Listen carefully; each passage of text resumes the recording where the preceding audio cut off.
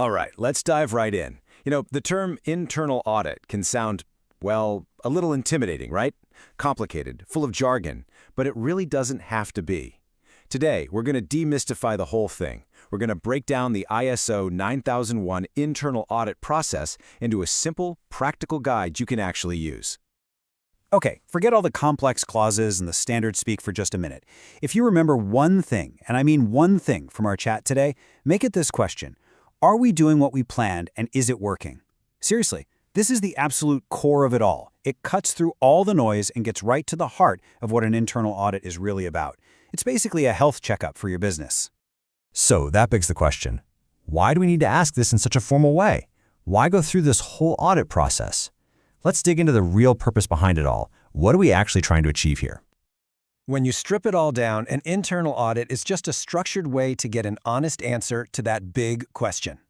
Its main job is to make sure your quality management system, which is really just a fancy way of saying how you get things done around here, is actually healthy. You're checking to see if your processes are doing what you designed them to do and that you're keeping them in good shape. And here's a key point. An audit doesn't just check your system against one set of rules. It actually uses two really important benchmarks. First, it measures you against the official ISO 9001 standard. But, and this is just as important, it also checks you against your own company's rules, your internal policies, your procedures. It's about making sure you're not just talking the talk, but you're walking the walk you set for yourselves. All right, so that pretty much covers the why. Now let's get into the fun part, the how. We're going to walk through a really simple 6-step playbook that you can use for your own organizational health checkup. So here it is, the whole playbook at a glance. As you can see, it's a complete loop. It starts with planning, moves through the actual audit, and goes all the way to fixing issues and keeping good records. Let's break down each of these steps one by one. Step 1 is all about planning smart. You don't want to just audit things randomly, right? That's a waste of time. Instead, you focus your energy where it's needed most. You ask questions like, which of our processes are the most critical? What's changed lately? And hey, what problems did we find last time we did this? This is what we call risk-based thinking in action. Okay, next up, you have to get specific.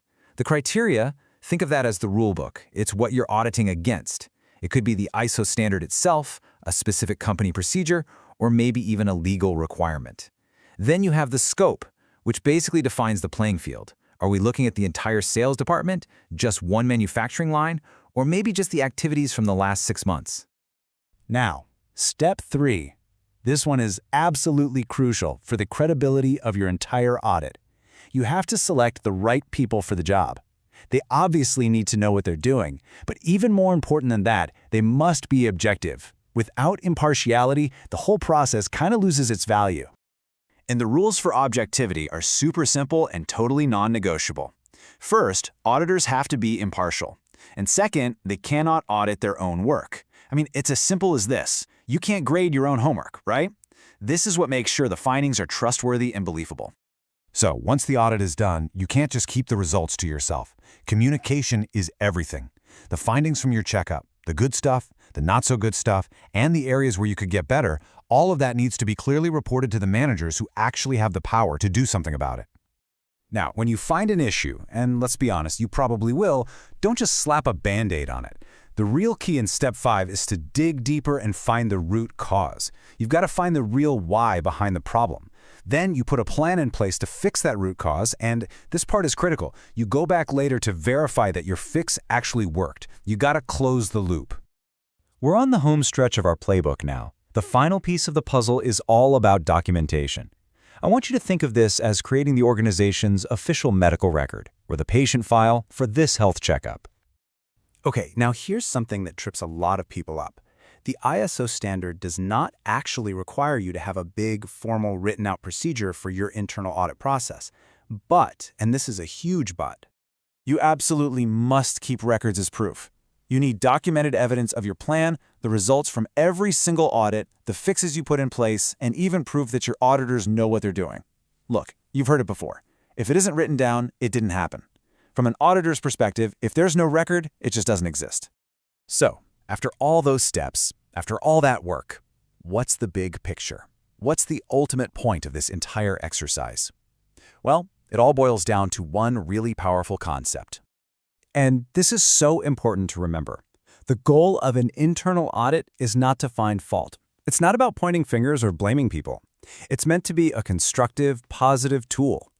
The real purpose here is to find opportunities.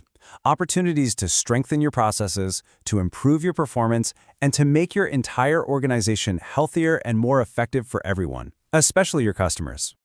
So, I'll leave you with this to think about. What's one area in your own work, one process, that's maybe a little overdue for a health checkup? Where could asking that one simple question, are we doing what we planned and is it working, lead to a real, meaningful improvement? It's definitely something worth considering.